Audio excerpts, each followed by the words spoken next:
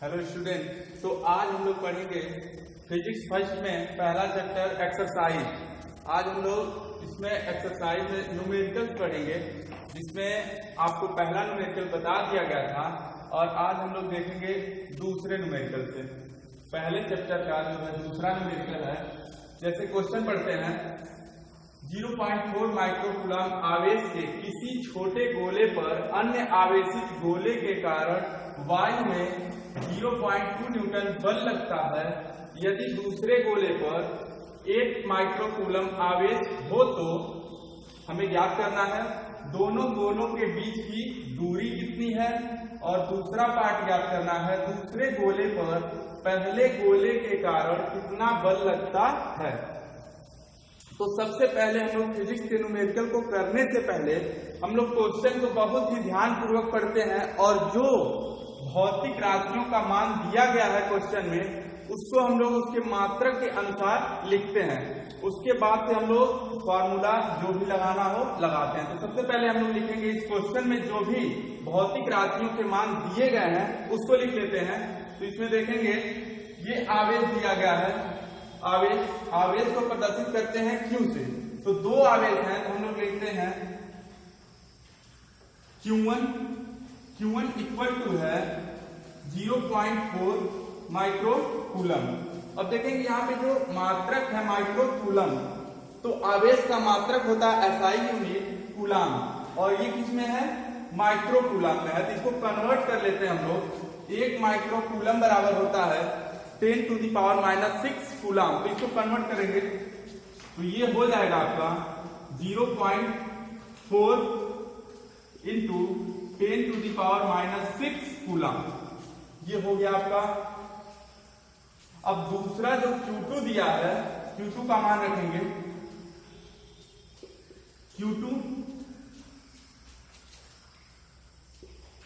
8 microcoulomb. इसको भी convert करेंगे कूलम में, तो 8 इंटू 10⁻⁻6 कूलम।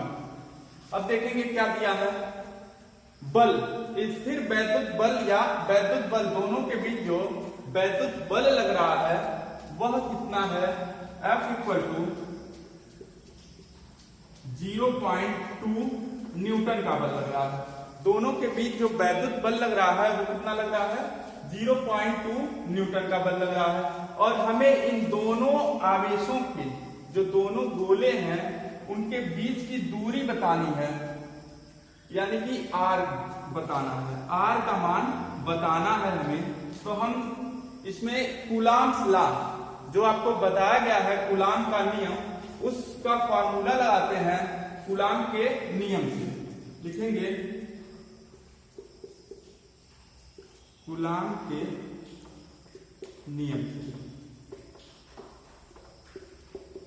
आपको बताया जा चुका है कूलम का नियम, F equal to 1/4 pi epsilon nought Q1 into Q2 upon R square. अब हम लोग इस फॉर्मूले में जो दिए गए भौतिक राशियां हैं उनके मानों को रखेंगे। F का मान है 0.2 equal to 1/4 pi epsilon nought का जो वैल्यू होता है 9.0 इंटू 10⁹। ये आपको बताया गया है 1/4 पाई एप्सिलॉन नॉट का जो मान होता है 9.0 गुणे 10⁻9।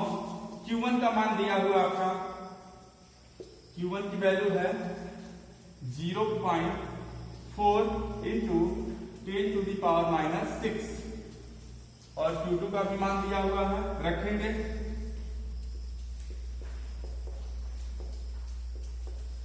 अपान R स्क्वायर। हमें R का मान ज्ञात करना है, R का मान ज्ञात करना है। अब हम लोग जिसका मान ज्ञात करना है उसको समीकरण में एक तरफ कर लेते हैं और बाकी जितने भी अचर पद हैं उनको दूसरे तरफ कर लेते हैं। तो इसके आगे हम लिखते हैं R स्क्वायर इक्वल टू, ये आ जाएगा यहां पर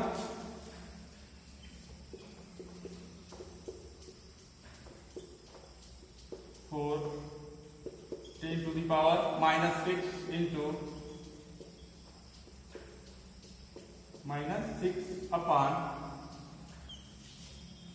0.2, ये हो गया आपका। अब r स्क्वायर इक्वल टू होगा, अब देखेंगे 0.4 और 0.2, ये 0.4 में 0.2 का भाग देंगे तो हमें प्राप्त होगा 2। 0.4 में 0.2 का हम लोग भाग देते हैं तो क्या मिलेगा 2, तो 2 into 9.0 into 10 to the power 9 into इसका तो भाग दिया गया है, यही तो मिला है, into 10 to the power -6 into 8.0 into 10 to the power -6, ये हो गया आपका। अब देखेंगे इसके जो भी घात हैं उनको सॉल्व करते हैं, जो भी घातांक में मान है उनको सॉल्व करते हैं। r square equal to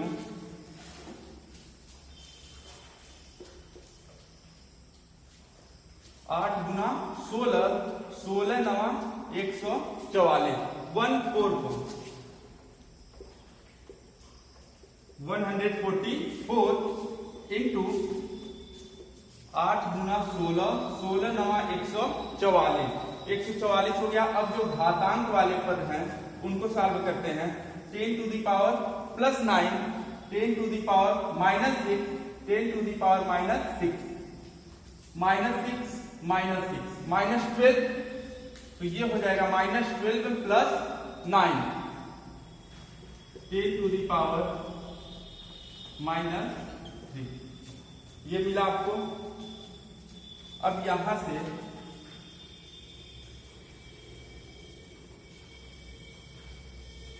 r equal to हो जाएगा अंडर रूट में 144 इंटू 10 to the power -3, जो r की वैल्यू हुई वो अंडर रूट में 144 × 10⁻⁻t, और r का जो मात्रक होगा वो होगा मीटर। तो ये रहा पार्ट 1। दोनों गोलों के बीच की दूरी कितनी है, तो ये हो गया आपका दोनों गोलों के बीच की दूरी। इसके बाद हम लोग इसका पार्ट बी देखेंगे, इसको आप लोग नोट कर लेंगे। तो हम लोग देखेंगे पार्ट बी। तो इसमें क्या करना है, दूसरे गोले पर पहले गोले के कारण कितना बल लगता है। दोनों गोले हैं तो दोनों के बीच जो वैद्युत बल है, दोनों गोलों के बीच जो वैद्युत बल है उसका मान कितना होगा, तो उसका मान आपको क्वेश्चन में दिया हुआ है। दोनों गोलों के बीच आवेशित गोले के कारण 0.2 न्यूटन का बल लगता है। तो आपको ये क्वेश्चन में इसका आंसर दे दिया गया है कि दूसरे गोले पर पहले गोले के कारण कितना बल लगता है। क्योंकि दोनों के बीच की दूरी जो है वो बदल नहीं रही है, तो दोनों के बीच जो वैद्युत बल होगा वो क्या होगा 0.2 न्यूटन। तो जो पार्ट बी है उसका आंसर हो जाएगा आपका दूसरे गोले पर पहले गोले के कारण 0.2 न्यूटन का बल लगता है, यही इसका आंसर हो जाएगा। दोनों के बीच का जो वैद्युत बल है वो 0.2 न्यूटन होगा। इसके बाद से हम लोग देखेंगे अगला जो न्यूमेरिकल क्वेश्चन है उसको। तो इसके बाद से हम लोग देखेंगे थर्ड क्वेश्चन ये है, जांच द्वारा सुनिश्चित कीजिए कि ke² / GME × MP बीमाहीन अनुपात है। भौतिक नियतांकों की सारणी देखकर इस अनुपात का मान भी ज्ञात कीजिए। तो हमें बताना है कि ये जो अनुपात है, ये भौतिक राशियों का जो अनुपात है, इसको सिद्ध करना है कि यह अनुपात एक बीमाहीन अनुपात है। तो सबसे पहले इसको सिद्ध करने के लिए कि यह बीमाहीन है या नहीं है, हम इसके मात्रक को लिखते हैं। जितनी भी भौतिक राशियां इस अनुपात में दी गई हैं, इनका हम लोग मात्रक लिखते हैं और इनका बीमा निकालते हैं। उसके बाद से सिद्ध होगा कि यह अनुपात बीमाहीन है या फिर नहीं है। तो चलिए इसको सिद्ध करते हैं कि यह अनुपात बीमाहीन है या नहीं है। तो सॉल्यूशन में यहाँ पर जो ये अनुपात दिया हुआ है, आपका जो अनुपात है वो है ke²/g me/mp। तो सबसे पहले इस अनुपात में जो भी भौतिक राशियां हैं दी गई हैं उनको जान लेते हैं। के जो है यह एक नियतांक है, के की वैल्यू है, आपको पहले चैप्टर में बताया गया कूलाम के नियम में के = 1/4πε0, जो कि इसका मात्रक है, इसका जो के का मात्रक है वो है न्यूटन मीटर स्क्वायर कूलाम पर -2। ये जो है इसका के का मात्रक है। और ये जो ई है वो है आपका एक इलेक्ट्रॉन पर आवेश, यानी कि यह आवेश दर्शा रहा है। ई क्या है? ये जो आवेश दर्शा रहा है। और जी आपने पिछली कक्षा में पढ़ा हुआ है, जी जो है यूनिवर्सल ग्रेविटेशनल कांस्टेंट है, सार्वत्रिक गुरुत्वाकर्षण नियतांक जी। और जी का मात्रक जो होता है, जी की वैल्यू देख लीजिए 6.67 × 10⁻⁻11 और जो मात्रक है वो न्यूटन मीटर स्क्वायर किलोग्राम-2। देखेंगे दोनों जो नियतांक हैं वो सेम है, लेकिन यह है आपका आवेश के लिए है, तो इसमें जो मात्रक होगा वो आवेश का होगा कूलाम। और ये जो अनुपात है सार्वत्रिक गुरुत्वाकर्षण नियतांक, यह नियम न्यूटन ने दिया था और यह नियम लागू करता है द्रव्यमानों के लिए। तो यहां पर आ गया आपका द्रव्यमान का मात्रक किलोग्राम, और बाकी सारी राशियां वही हैं आपकी। तो अब हम लोग इस अनुपात का जो है मात्रक सहित लिखते हैं अनुपात को, के e²/g me और mp। me क्या है? मास ऑफ इलेक्ट्रॉन, और जो mp है मास ऑफ प्रोटॉन है। अभी इस अनुपात का हम लोग मात्रक लिखते हैं और उसके बाद से हम लोग इसका बीमा निकालेंगे। तो के का मात्रक न्यूटन मीटर स्क्वायर कूलाम पर पावर -2। ये रहा आपका के का मात्रक। इसके बाद से है ई का मात्रक। ई क्या है? इलेक्ट्रॉन पर आवेश, और आवेश का मात्रक होता है कूलाम। हमने लिख दिया कूलाम अपॉन जी, सार्वत्रिक गुरुत्वाकर्षण नियतांक। इसका मात्रक लिखते हैं न्यूटन मीटर स्क्वायर किलोग्राम/2। ये मास ऑफ इलेक्ट्रॉन, ये द्रव्यमान है, और मास ऑफ प्रोटॉन ये भी क्या है? द्रव्यमान है। तो दोनों का इनटू जो होगा, दोनों का गुणनफल जो होगा वो स्क्वायर के रूप में होगा, यानी कि इसका भी मात्रक किलोग्राम और इसका भी मात्रक किलोग्राम। तो किलोग्राम का स्क्वायर लिख सकते हैं। फिर आगे यहां पे देखेंगे आप लोग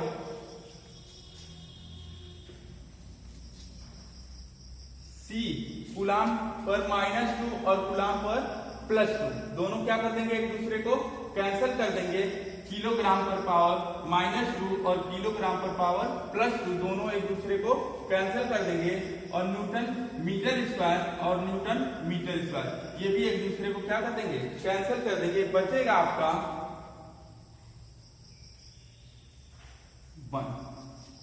1, या इसको लिख सकते हैं हम लोग इसी के पदों में, एक को m पर पावर 0, l पर पावर 0, t पर पावर 0। ये जो कैंसिल करने के बाद बचा क्या? 1। इसका बीमा क्या निकला? कुछ नहीं। तो अर्थात इससे सिद्ध हो गया कि जो यह अनुपात है यह क्या है? बीमाहीन अनुपात है। अभी आपने यहाँ पर देखा सारी भौतिक राशियों के जो मात्रक है वो एक दूसरे को क्या कर दिए? कैंसिल कर दिए, और बचा अपने पास 1, और 1 को हम लोग इस प्रकार लिख सकते हैं। इसीलिए हम कह सकते हैं कि ये जो अनुपात दिया गया आपका क्वेश्चन में, यह बीमाहीन अनुपात है। और क्वेश्चन में ये भी पूछा हुआ है कि भौतिक नियतांकों की सारणी देखकर इस अनुपात का मान भी ज्ञात कीजिए। तो अब हम लोग K की वैल्यू, E की वैल्यू, G की वैल्यू और ME और MP का जो मान है उसको देख करके, जो सारणी में आपके बुक में दिया हुआ है उसको देख करके हम इस अनुपात में रखने के बाद उसको सॉल्व करके उसका मान भी बताना है। तो आप लोग इसको खुद कर लेंगे। ये K की वैल्यू,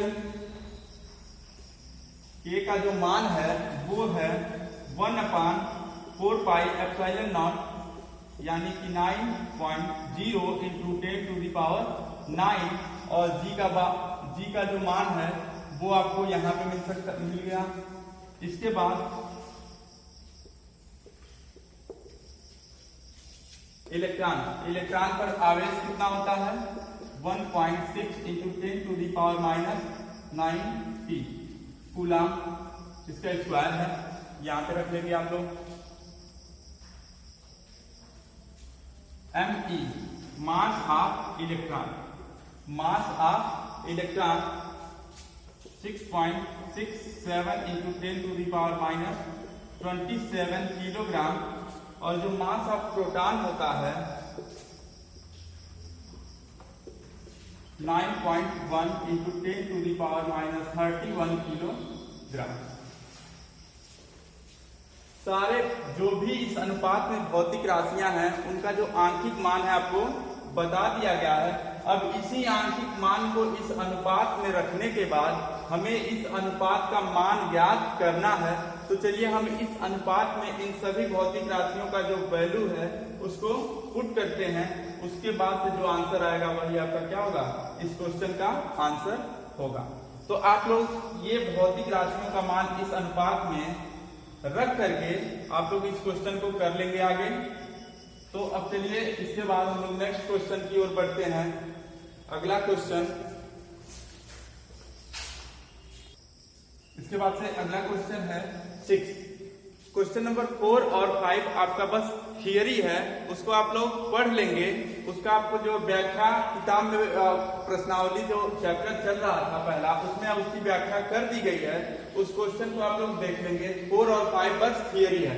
इसके बाद से हम लोग देखेंगे 6 वाले क्वेश्चन में कहा है कि 4 बिंदु आवेश QA 2 microcoulomb, QB -5 microcoulomb, QC 2 microcoulomb तथा QD -5 माइक्रोकूलम 10 सेंटीमीटर भुजा के किसी वर्ग ABCD में शीर्षों पर अवस्थित है।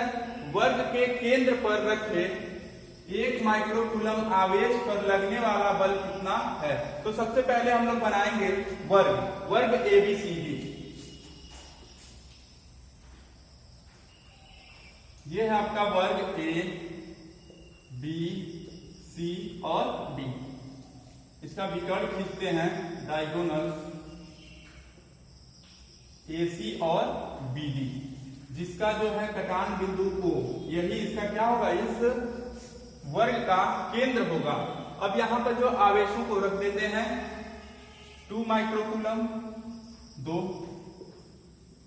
प्लस में है, QB -5, यहां पर है -5 माइक्रोकूलम, और QC 2 माइक्रोकूलम प्लस में QD पर कितना आवेश है -5 माइक्रोकूलम। तो हमें इस सेंटर पर जहां पर कितना आवेश रखा गया है 1 माइक्रोकूलम का, इस सेंटर O पर हमें इस आवेशों के कारण कितना बल प्राप्त होगा इसी को बताना है। यहाँ पर जो फोर्स की वैल्यू होगी, जो वैद्युत बल का मान होगा सेंटर पर, उसको बताना है। तो सबसे पहले देखेंगे हम लोग, ये +2 माइक्रोकूलम है, यह A और इसके बीच की जो दूरी होगी A से O के बीच की दूरी, ये कितनी होगी, इस विकर्ण का जो आधा दूरी होगा AO, और किसी भी वर्ग का जो विकर्ण होता है, विकर्ण का मान होता है आपका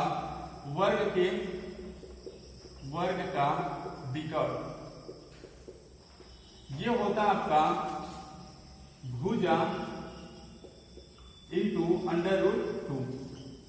तो हमारा जो वर्ग है उसका एक भुजा है आपका 10 और वर्ग है तो सारी भुजाएं जो चारों भुजाएं हैं उसका मान कितना होगा 10 सेंटीमीटर होगा। तो इसका विकर्ण क्या हो जाएगा 10√2 सेंटीमीटर। मात्रा क्या हो जाएगा 10√2 सेंटीमीटर। और ये जो विकर्ण ए से सी बराबर क्या हो जाएगा 10√2।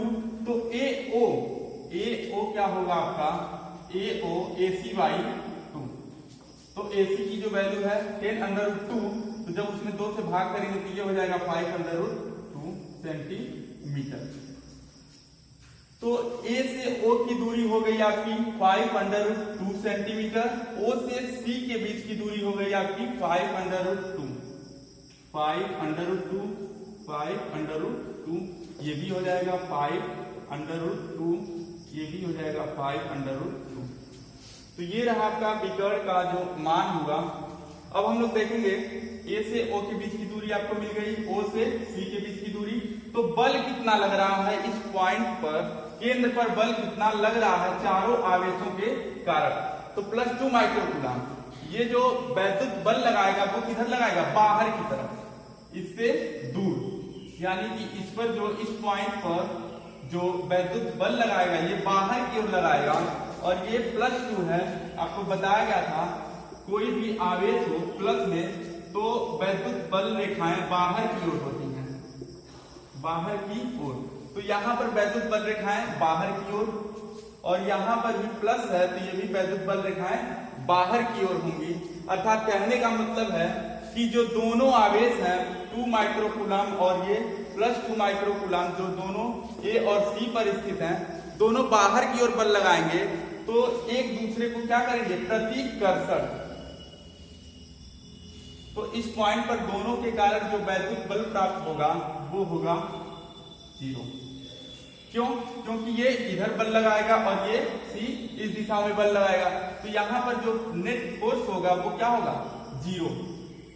अब इसी प्रकार यहां भी देखेंगे हम लोग -5 माइक्रोकूलम और -5 माइक्रोकूलम, दोनों के बीच क्या होगा रिपल्सन होगा, प्रतिकर्षण होगा। क्यों? क्योंकि दोनों क्या हैं समान आवेश हैं, और समान आवेश के कारण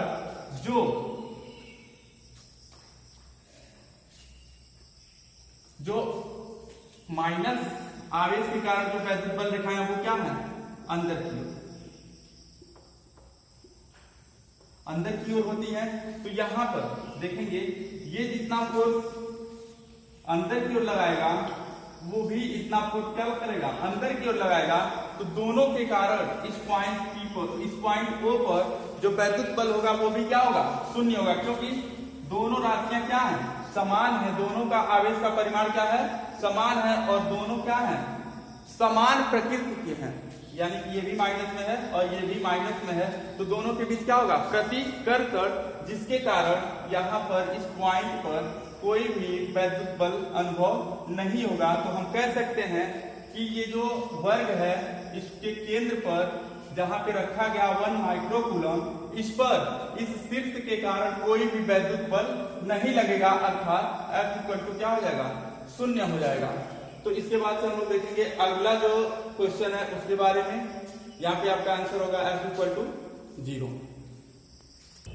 इसके बाद से हमारा अगला जो क्वेश्चन है वो है 4 × 10⁻⁹ कूलाम मीटर द्विध्रुव आघूर्ण का कोई वैद्युत द्विध्रुव 5 × 10⁻⁴ न्यूटन प्रति कूलाम परिमाण के किसी एक समान वैद्युत क्षेत्र की दिशा से 30 डिग्री पर संरेखित है। द्विध्रुव पर कार्यरत बल आघूर्ण का परिमाण परिकलित कीजिए। तो जो सबसे पहले जो इस क्वेश्चन में जितनी भी भौतिक राशियां दी हुई हैं उसको हम लोग नोट करते हैं, उसके जो है मात्रक सहित। तो सबसे पहले जो दिया है आपका ये द्विध्रुव आघूर्ण, जो वैद्युत द्विध्रुव का जो द्विध्रुव आघूर्ण है उसको प्रदर्शित करते हैं हम लोग P से। P बराबर होता है 2Ql। जिसकी वैल्यू दी हुई है 4 × 10⁻⁹ कूलाम मीटर। ये आपकी द्विध्रुव आघूर्ण। अब इसके पास से दिया वैद्युत द्विध्रुव परिमाण के एक समान वैद्युत क्षेत्र। ये जो वैद्युत क्षेत्र की वैल्यू दी हुई है E, वैद्युत क्षेत्र को प्रदर्शित किससे करते हैं? E से। E का जो मान है 5 × 10⁻⁶ न्यूटन प्रति कूलाम या न्यूटन कूलाम इनवर्स। इसके बाद से हमें ज्ञात करना है जो वो है द्विध्रुव बल आघूर्ण। बल आघूर्ण यानी कि कोई एक समान वैद्युत क्षेत्र E है, इसमें कोई भी जो है द्विध्रुव है A, B प्लस Q और ये माइनस Q, इसके साथ 30 डिग्री पर क्या हुआ है? झुका हुआ है। तो इस वैद्युत क्षेत्र के द्वारा जो वैद्युत द्विध्रुव पर बल आघूर्ण लग रहा है उसका मान बताना है हमें। थीटा की वैल्यू दी हुई है 30 डिग्री। तब द्विध्रुव पर जो बल आघूर्ण टाउ बराबर, द्विध्रुव पर लगने वाला बल आघूर्ण टाउ इक्वल टू, बल आघूर्ण को प्रदर्शित करते हैं टाउ से, तो टाउ बराबर PE sin थीटा। ये आपको प्रूफ भी कराया गया है कि द्विध्रुव पर जो बल आघूर्ण है वो कितना होता है, तो हमने सिद्ध किया था PE sin थीटा। अब इसमें इस फॉर्मूले में हम जो भौतिक राशियों का जो मान दिया है उसको रख करके सॉल्व करते हैं। P की वैल्यू 4 × 10⁻⁹ और E का जो मान है दिया है 5 - 4 थीटा। साइन 30 डिग्री का जो वैल्यू होता है, साइन 30 डिग्री का जो मान होता है वो होता है हाफ, 1/2। इसका मान रखते हैं 1/2। इसको सॉल्व कर दीजिए। 5 चौक को 20 और 20 का जो आधा होगा वो होगा 10 × 10⁻⁹ 10⁻⁴ इक्वल टू -9 - 4 -30 10⁻⁻30 जो बल आघूर्ण है इसकी जो वैल्यू मिली आपको 1.0 10⁻12। ये रहा आपका बल आघूर्ण का मान। तो इसके बाद से आगे की जितने भी क्वेश्चन है उसको आप लोग सॉल्व करेंगे, और जो भी आपको जो उसमें कठिनाई होती है तो आप तुरंत उस कमेंट में बताएंगे, उसको हम लोग अगले वीडियो में अपलोड करेंगे उसको सॉल्यूशन के साथ। धन्यवाद।